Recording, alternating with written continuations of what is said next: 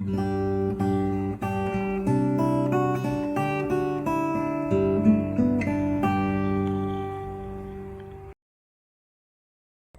é o período do ano que você acha mais especial? Qual é o período do ano que você mais gosta? Eu acho que se a gente fizer aqui uma pesquisa rápida aqui na igreja, eu acho que pelo menos uns 90% aqui vão dizer, pastor, eu acho que é no final do ano. É no período do Natal. Parece que aquela última semana do ano é a semana mais especial de todas. E nós temos várias razões para tornar aquela semana uma semana muito especial. Por exemplo, é nessa semana onde muitas pessoas trocam presentes, é nessa semana onde muitas pessoas se encontram, se abraçam. É interessante que nesse período do ano também é geralmente onde a gente faz e refaz as pazes com determinadas pessoas que a gente não estava muito bem. É um período também de muita festa, de muita comilança, de muita confraternização. Então a cidade ela está mais colorida, ela está mais iluminada. As pessoas parecem que quando chegam no Natal elas estão mais felizes, elas estão cada vez mais satisfeitas. Mas queridos, o Natal, por mais que nessa época aconteça muita coisa boa, o fato é que o Natal para nós, a coisa mais importante é o nascimento do Senhor Jesus Cristo. O Advento é aquele evento inigualável. E existem muitas maneiras de nós abordarmos o advento do Senhor Jesus Cristo. Contudo, eu acho que a coisa principal, quando nós falamos do nascimento do Senhor Jesus Cristo, não diz respeito não necessariamente a entender como o Senhor Jesus Cristo veio, mas por que o Senhor Jesus Cristo veio. Você entendeu? Uma coisa é você entender como o Senhor Jesus Cristo veio. Ele foi obra do Espírito Santo no ventre da Virgem Maria, que foi uma grande obra, um grande milagre. Mas o grande ponto não é nem necessariamente entendermos como o Senhor Jesus Cristo veio, de forma extraordinária, mas principalmente por que ele veio. Por que o Senhor Jesus Cristo se encarnou? Porque, como o apóstolo João disse lá no prólogo do seu evangelho, por que o Verbo se fez carne e habitou entre nós, cheio de graça e de verdade? A resposta para essa pergunta, irmãos, foi dada por boca do anjo que falou a José, lá no Evangelho de Mateus, no capítulo 1, versículo 21, quando disse assim acerca de Maria. Disse assim, ela, ou seja, Maria, dará à luz um filho, e lhe porás o nome de quem? De Jesus. O que significa Jesus? O Senhor salvará, Javé salvará, Jeová salvará. É isso que significa o nome de Jesus. O Senhor salvará. E porque Ele salvará o seu povo dos seus pecados. É isso que diz o anjo da parte do Senhor a José. Então, isso aqui identifica para mim e para você o propósito e o motivo pelo qual o Senhor Jesus Cristo se encarnou, consequentemente no Natal. Porque Jesus Cristo ele não veio para ficar um bebezinho eternamente. Ele veio e se encarnou, é verdade, mas ele cresceu e então ele foi crucificado pelos nossos pecados. Você entendeu? Nós só comemoramos o Natal pelo fato de Deus ter nos dado um Salvador, para nos salvar dos nossos pecados. Ele morreu em nosso lugar. E esta, portanto, é a boa nova do Natal. A boa nova do Natal não diz respeito meramente a presentes, não diz respeito meramente à comilança. Isso tudo é muito bom, não tem nada de errado em você fazer necessariamente. Mas a coisa errada é você esquecer o ponto principal, que Jesus Cristo ele veio. E ele veio para quê? Ele veio para morrer pelos nossos pecados. Quando nós vamos olhar para os evangelhos, um estudo muito simples dos evangelhos, vai demonstrar para mim e para você que Jesus Cristo sabia muito bem, desde o princípio, princípio que ele veio para morrer pelos nossos pecados.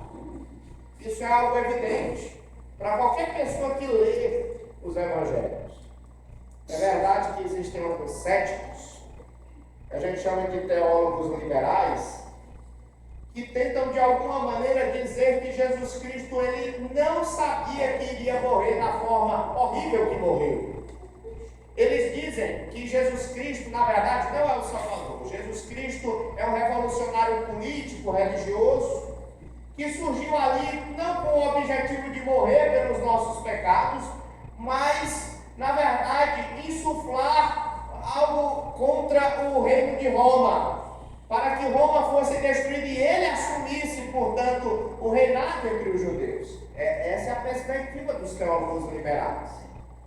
Mas se nós formos olhar, irmãos, a palavra de Deus, nós vamos perceber que isso não é o que a Bíblia diz.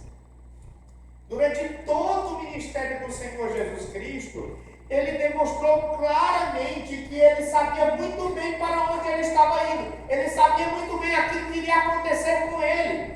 Por exemplo, aqui no Evangelho de Marcos, que nós temos pregado, quem está aqui na igreja de dezembro de 2022 para cá, já viu muitas pregações em que o Senhor Jesus Cristo disse que viria para morrer. Isso foi muito claro. Eu quero trazer aqui algumas coisas, algumas passagens. Volte, por favor, à palavra de Deus, lá em Marcos, no capítulo 8. 2 páginas antes desse texto que nós lemos. Marcos 8, versículo de número 31. Nós estamos em Marcos 10, vá para Marcos 8. Veja só. Marcos 8, 31. Então começou ele, ou seja, Jesus, a ensinar-lhes, ou seja, aos seus discípulos, que era necessário que o Filho do Homem sofresse muitas coisas, fosse rejeitado pelos anciãos, pelos principais sacerdotes e pelos escribas, fosse morto, e que depois de 3 dias o que aconteceria, irmãos? Ressuscitasse. Então aqui no capítulo 8, o Senhor Jesus Cristo já estava predizendo aquilo que iria acontecer com ele. Agora passe uma página, vá para Marcos 9, por favor, versículo de número 32. Marcos 9, 32. Versículo 31, perdão, 31 e 32. Porque ensinava, ou seja, Jesus ensinava aos seus discípulos e dizia: o Filho do Homem será entregue nas mãos dos homens e o matarão. Mas 3 dias depois da sua morte, o que vai acontecer? Ressuscitará mais uma vez.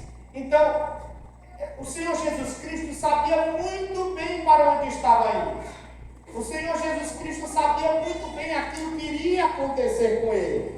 Muitos antes de Judas o entregar, muito antes dos sacerdotes daquela época tramarem definitivamente contra ele e revelar o seu plano, muito antes de Herodes o julgar, o Senhor Jesus Cristo já sabia muito bem aquilo que aconteceria com ele. Então aquilo não foi uma surpresa para Jesus. De maneira, meus irmãos, que o meu propósito nesta noite é mostrar para você, à luz desse texto da palavra de Deus, que Jesus Cristo, ele não foi pego no contrapé quando ele foi crucificado pelos nossos pecados. O meu objetivo nessa noite é expor esse texto da palavra de Deus e mostrar que a morte de Jesus Cristo faz parte do plano eterno de Deus para a nossa salvação e redenção. Se você está aqui, você tem que entender que a morte de Jesus Cristo na cruz do Calvário não foi um acidente. A morte de Jesus Cristo faz parte do plano maravilhoso de Deus, para que todo aquele que nele crê seja salvo para a glória de Deus. Então vamos começar, irmãos, a exposição da palavra de Deus a partir do versículo de número 32. Volte os olhos, por favor, para o versículo de número 32. Diz assim o texto da palavra de Deus: que estavam de caminho, ou seja, Jesus e os apóstolos, eles estavam de caminho subindo para Jerusalém, O que é que vai acontecer lá em Jerusalém, irmãos? Quando Jesus Cristo chegar lá? Hein, meus irmãos? Ele vai ser crucificado, não é? Ele vai ser entregue às autoridades, ele vai ser crucificado pelos nossos pecados. Então, ele e os apóstolos estão indo para Jerusalém. E Jesus ia adiante dos seus discípulos. Estes se admiravam, ou seja, essa palavra admirar aí pode ser traduzida como espantar, tá? E estes se espantavam e o seguiam tomados de apreensões. E Jesus, tornando a levar à parte os 12, passou a revelar-lhes as coisas que lhe deviam sobreviver. Muito bem. Aqui nesse texto, o Senhor Jesus Cristo, ele está contando, informando aos seus apóstolos o que iria acontecer com ele dias seguintes. A grande pergunta que fica nessa ocasião é: como é que Jesus Cristo sabia aquilo que iria acontecer dias seguintes? Essa é a grande pergunta. Porque é o seguinte, meu Deus, vocês sabem o que vai acontecer com vocês daqui a alguns dias? Talvez você tenha uma agenda, como eu tenho. Então eu tenho a agenda aqui no meu smartphone, eu sei mais ou menos aquilo que pode vir a acontecer comigo. Mas tem muitas coisas que eu nem imagino que vai acontecer comigo. Por exemplo, eu não sei quando é que eu vou morrer. Eu vivo dizendo para minha esposa que eu vou morrer primeiro que ela. Mas eu não sei. Eu não sei. Eu não sei quando é que eu vou morrer. Você sabe como é que você vai morrer? Não, você não sabe. Então, ninguém sabe, irmãos, exatamente o que vai acontecer no futuro. Mas aqui o Senhor Jesus Cristo, irmãos, ele está dizendo algo que vai acontecer no futuro. Como é que Jesus Cristo sabia daquilo que aconteceria no futuro? Como? Por duas razões. Primeira razão, é uma razão que você também pode saber. De alguma maneira tem como você saber o futuro. Existe uma segunda razão que você não tem como saber, só Jesus Cristo sabe, tá? Primeira razão, por que é que Jesus Cristo sabia que ele iria morrer? E é também uma razão que você poderia também saber pela qual ele iria morrer. Por causa do Antigo Testamento. O Antigo Testamento é uma escritura profética. No Antigo Testamento, se você lê-lo, você entenderá, dentre outras coisas, que não existe remissão sem o que, irmãos? Sem derramamento de sangue. Não tem como você ter pecados perdoados se você não vê sangue vertido em seu favor. Portanto, implicitamente, quando Jesus Cristo aqui está dizendo assim: eu estou indo para morrer, ele está querendo dizer: eu estou indo para perdoar os pecados de vocês. Eu vou verter o meu sangue, sangue sem pecado, para que muitos possam ser salvos, né? Você vai ver várias profecias do Antigo Testamento que apontam nesse sentido. Por exemplo, esse texto que nós lemos, Isaías 53, esse cântico que nós cantamos, ele não fala a respeito dessa realidade, irmãos? Séculos antes da encarnação, séculos antes da morte do Senhor Jesus Cristo, o profeta Isaías, profetizando da parte de Deus, inspirado, disse assim: que o servo sofredor, ele iria morrer pelos nossos pecados, não é? E isso se cumpriu. Mas infelizmente os apóstolos não entendiam muito bem isso, os discípulos não entendiam muito bem isso, que Jesus Cristo ele veio para morrer. Embora Jesus Cristo tenha contado 1, 2, 3 vezes, só essas que a gente contou aqui em Marcos 8, 9 e 10. Mas eles não entendiam, irmão, ou pouco difícil de entender. Tanto é que Lucas, lá no capítulo de número 24, a Bíblia conta que 2 discípulos de Jesus Cristo, um se chamava Cleopas e o outro não se diz o nome, é um anônimo. Eles estão subindo para uma cidade chamada Emaús. E de caminho, o Senhor Jesus Cristo ressurreto aparece para eles. Eles não reconhecem Jesus. Eles estão tristes. Eles estão abatidos. E aí Jesus Cristo se volta para eles e diz assim: por que vocês estão tristes? Aí eles dizem assim: só você que não sabe o que aconteceu lá em Jerusalém. Jesus Cristo morreu. Ou seja, os nossos sonhos, eles desabaram, se tornaram pesadelos. E aí Jesus Cristo se volta para eles e diz assim: honestos e tardos de coração, para compreender os desígnios de Deus. Aí abre o Antigo Testamento e começa a mostrar várias e várias profecias que apontavam para a sua morte e ressurreição. Certamente estaria lá o Salmo 110. Certamente estariam lá Isaías capítulo 53. Certamente lá estariam as profecias de Zacarias e tantas outras profecias. De tal maneira que o Senhor Jesus Cristo teve que explicar. Só faltou Jesus Cristo dizer assim: o que é que eu desenho? Só faltou isso, porque Jesus Cristo ele deu uma grande aula de teologia bíblica para aqueles discípulos, né? Tudo estava lá no Antigo Testamento. Não deveria ser surpresa para eles. Estava tudo ali. Mas o fato, irmãos, convenhamos, é que havia algumas coisas que Deus também não havia revelado. Deus não havia revelado completamente no Antigo Testamento, ou que pelo menos não estava tão claro assim. Por isso existe uma segunda razão pela qual o Senhor Jesus Cristo sabia de tudo, e que nós temos dificuldade de saber. Quer ver o fato, irmãos, do Senhor Jesus Cristo ele ser onisciente? O Senhor Jesus Cristo ele tem um conhecimento divino, ele sabe de todas as coisas. Somente Deus sabe o futuro, irmãos. Somente Deus. E Jesus Cristo ele é Deus. E se Jesus Cristo é Deus, ele sabe daquilo que acontecerá no futuro. Ele é onisciente. Tanto é que ele sabia o que iria acontecer com ele, que lá na cruz do Calvário, quais foram as suas últimas palavras em vida? Você se lembra? Quais foram as últimas palavras, irmãos? Tem mais algumas antes. Depois, aliás, está consumado. Essas são as últimas palavras, está consumado. Essa palavra consumada, ela pode ser traduzida também como está cumprido.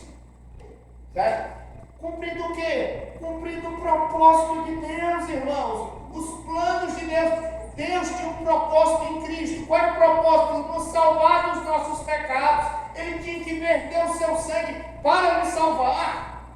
Não haveria outra maneira de nós sermos salvos se Jesus Cristo não morresse e cumprisse o eterno desígnio e propósito de Deus. Então ele foi lá no Calvário, morreu pelos nossos pecados. E quando ele morreu pelos nossos pecados, aí ele disse assim: pronto, está cumprido, está consumado. Portanto, eu quero dizer para você nesta noite que Jesus sabia por que ele veio. Ele sabia para onde estava indo. E foi por isso que Jesus Cristo não foi para Jerusalém, preste bem atenção, ele não foi para Jerusalém arrastado. Porque se você fosse morrer, se alguém fosse lhe assassinar, como assassinaram a Jesus Cristo, você ia fazer de tudo para se escapar. Não faria? Eu faria de tudo. Mas Jesus Cristo, ele não foi amarrado. O texto diz aqui da parte de Deus, diz aqui o versículo de número 32, que ele ia adiante dos discípulos. Os discípulos estavam temerosos, eles estavam temendo, mas Jesus Cristo ia adiante deles, como que puxando eles, dizendo: vamos, eu vou morrer, mas vamos comigo. Entendeu? Então ele não estava desesperado. Jesus Cristo estava resoluto e ia até o lugar da sua morte lá em Jerusalém. Nos versículos 33 e 34, Jesus vai dizer para mim e para você, se houver ainda alguma dúvida, ele vai dizer com suas próprias palavras que ele vai para Jerusalém para morrer pelos nossos pecados. Veja só, versículo 33 e 34. Acompanhe, por favor. Jesus Cristo disse assim, versículo 33: eis que subimos para Jerusalém. Ou seja, vamos para Jerusalém. Eis que diz o texto grego: vamos para Jerusalém. Certo? E o Filho do Homem será entregue aos principais sacerdotes e aos escribas. Condenar-no-ão à morte e o entregarão aos gentios. Hão de escarnecê-lo, cuspir nele, açoitá-lo e matá-lo, mas depois de 3 dias, ressuscitaram. Irmãos, Jesus aqui, ele previu cada uma das coisas que iria acontecer lá em Jerusalém. E cada uma dessas coisas aconteceu exatamente como ele disse. Ele foi entregue aos sacerdotes, ele foi condenado, e aí o pressuposto, se você foi condenado, é que você foi julgado. Então ele foi julgado, ele foi condenado, ele foi entregue à morte, não é? Ele, antes de morrer, ele foi escarnecido, ele foi alvo de ultraje, ele foi vilipendiado, ele foi cuspido, ele foi chutado, ele foi maltratado. Isso tudo ele aqui, ele predisse, não é? A grande pergunta que fica, irmãos, é: por que Jesus Cristo, ele contou isso para os apóstolos?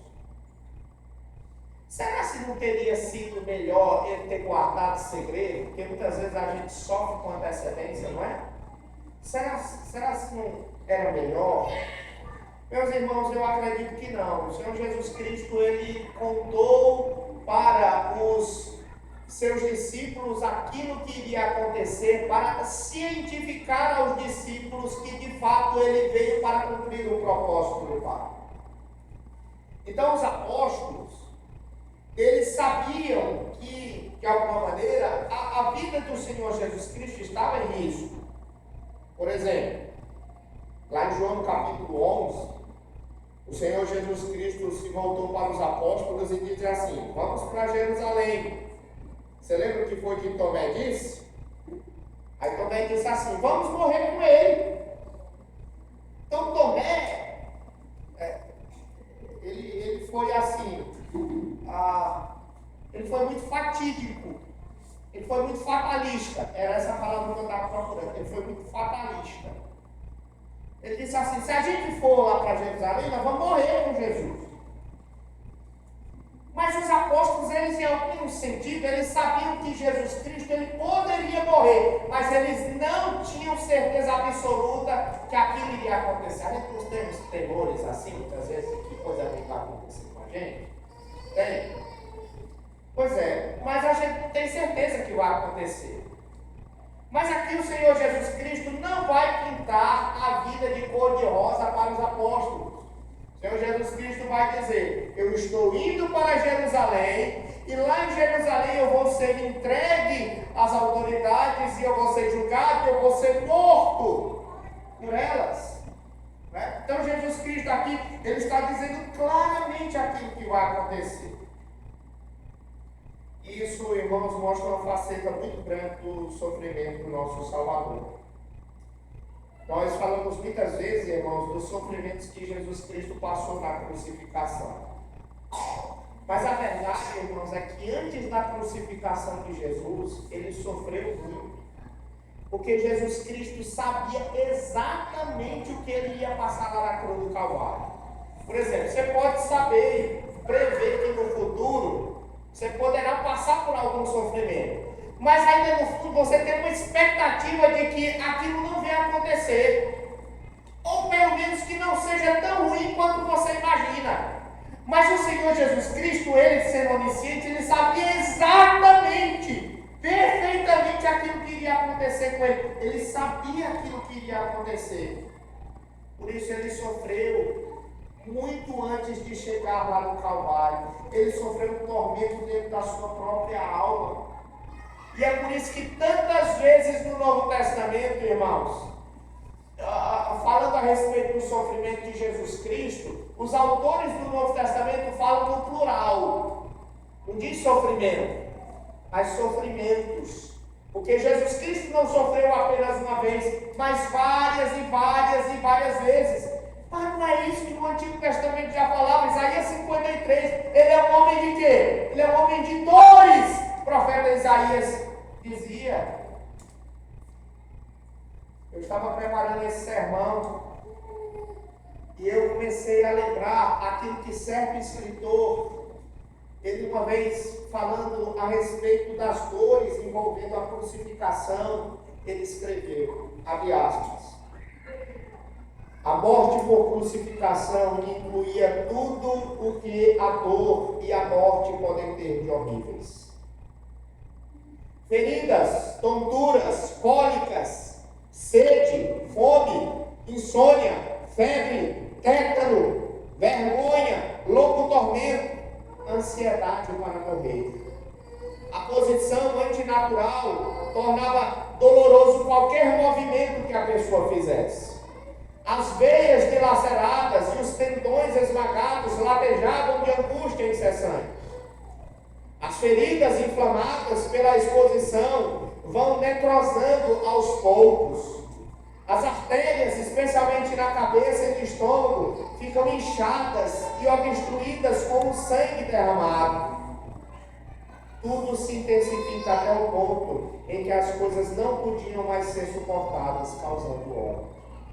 Você entendeu o tamanho do sofrimento de Jesus? Jesus Cristo foi exposto a todos esses sofrimentos. E Jesus Cristo, antes mesmo de ser crucificado, ele já sabia cada um dos detalhes dentro do seu sofrimento. Mas eu gostaria de dizer uma coisa para você. Que os sofrimentos físicos de Jesus Cristo não foram os maiores sofrimentos. Não. O sofrimento maior que o Senhor Jesus Cristo teve foi naquele momento em que ele disse assim: Pai, Deus meu, por que me desamparaste? Naquele momento em que o Pai, ele escondeu o rosto do seu próprio Filho, aquele que era alvo do seu amor, do seu eterno e perfeito amor. Pois bem, naquele momento o céu se enegreceu, mostrando o tamanho da dor do Pai. E o Senhor Jesus Cristo, sentindo naquele momento abandonado pelo Pai, ele morreu para nos salvar dos nossos pecados. Mas graças a Deus a história não termina aí, né? Nós lemos em Marcos 8, Marcos 9, Marcos 10, que depois que o Senhor Jesus Cristo morresse pelos nossos pecados, iria haver um novo capítulo, que se chama o capítulo da ressurreição. O Senhor Jesus Cristo, ele garante que ele morrerá pelos nossos pecados, mas 3 dias após a sua morte, ele ressuscitará para a nossa justificação. E isso assim aconteceu. No início do seu ministério, ele já previa isso. Lá em João capítulo 2, ele estava no templo e ele chegou para as pessoas que estavam lá e disse assim: olha, destruí esse santuário e depois de 3 dias eu levantarei. Aí as pessoas ficaram confusas, ficaram se perguntando assim: nossa, como é que um homem diz um negócio desse? Nós passamos dezenas de anos para levantar esse templo e esse homem diz que com 3 dias ele vai levantar. Aí o apóstolo João vai e faz o seguinte esclarecimento: mas ele falava a respeito do templo do seu corpo. Ou seja, ele não estava falando de um prédio físico, ele estava falando a respeito do próprio templo de Deus, que era o seu corpo, porque em Cristo habita corporalmente toda a plenitude da divindade. Assim diz a palavra de Deus. Então, quando o corpo dele é cortado no madeiro, quando ele morre pelos nossos pecados, o templo de Deus, de fato, ele está sendo destruído. Mas 3 dias depois, ele vai ressuscitar dentre os mortos. Você compreendeu? Da mesma maneira que ele previu a sua morte, ele morreu. Da mesma maneira que ele previu a sua ressurreição, ele ressuscitou. Por quê? Porque ele conhecia o Antigo Testamento, como você deve conhecer. Mas também porque ele era Deus. Porque o próprio Filho de Deus morreu pelos nossos pecados. E a minha pergunta para finalizar aqui nesta noite é a seguinte: quem é o tolo que dirá que Jesus Cristo não é o Filho de Deus?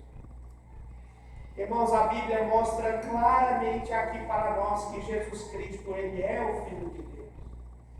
Ele sabe de todas as coisas. O centurião que acompanhou a sua morte Diz a palavra de Deus no Evangelho de Marcos, no capítulo 15, diz assim: verdadeiramente este era o Filho de Deus.